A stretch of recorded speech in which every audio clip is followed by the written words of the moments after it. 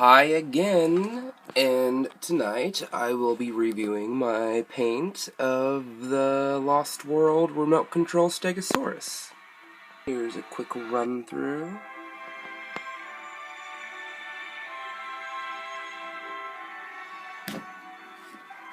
And the other side. So this was a series that was released, and they also had a pretty big Tyrannosaurus and a Triceratops, a big ol' Packy, and the Mercedes. I said Packy. That's racist. Yeah, but I always loved this guy. And its paint was pretty spot on, but I just kind of wanted to touch up the plates there.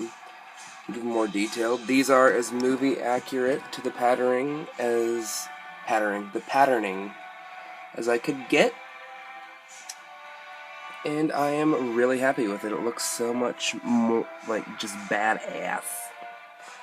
And I don't think it's that much smaller than the Stegosaurus figure that came with the Line 1 figures. Now the issue with the remote control line is that it would get tangled in absolute everything, and eventually I got frustrated and just ripped it the hell out.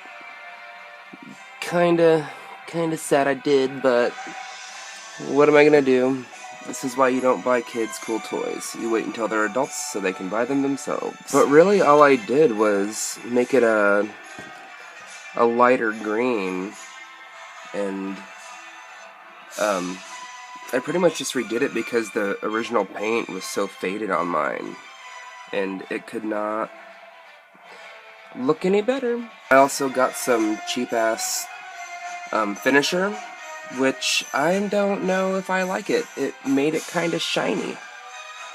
It's a shiny Stegosaurus. If you haven't already, I say this every video, check out my custom page on Facebook.